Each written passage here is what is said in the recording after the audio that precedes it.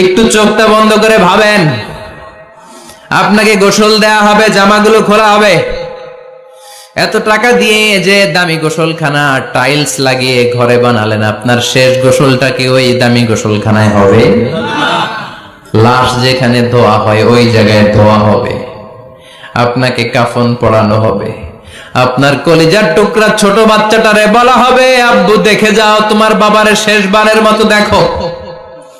আপনার বাবা মা শেষবারের মতো একটা নজর দিয়ে আপনার চেহারাটা দেখে নিবে।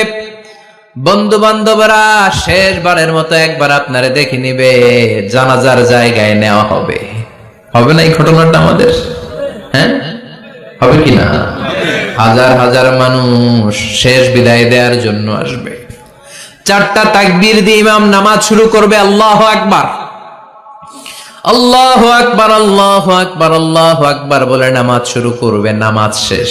এবার পালকিতে করে কবরে যাওয়ার পালা। যেতেই হবে, যেতেই হবে। পালকিতে করে লোকজন নিতে শুরু করবে।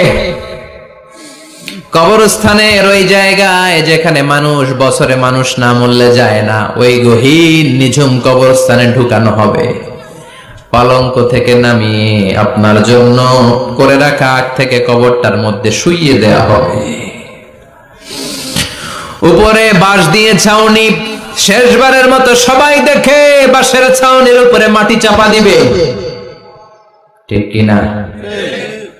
চলে যাবে সবাই, কেউ নাই, অন্ধকার, শুধু অন্ধকার। এই অন্ধকার যেন শেষ হতে চায় না। সবাইকে মরতে হবে, কেউ থাকবে না এই পৃথিবীতে। প্রাণ নিয়ে যারা আগমন করার সুযোগ পেয়েছে সবাই মরবে। আজ হোক কাল, আগে হোক পরে, সবাইকে যেতে হবে। চিল্লায় বলেন ঠিক কিনা? আবার আল্লাহ বললেন, আইনামা তাকুনু ইউদরিকুমুল মাউত, যেখানেই থাকো না কেন মৃত্যু তোমাদেরকে ছাড়বে না। মৃত্যু তোমাদেরকে সাক্ষাৎ করবে, মৃত্যু তোমাদেরকে খুঁজে বের করবে। যদিও সুদূর আকাশ পানে, পালাও সেথায় লাগিয়ে সিঁড়ি।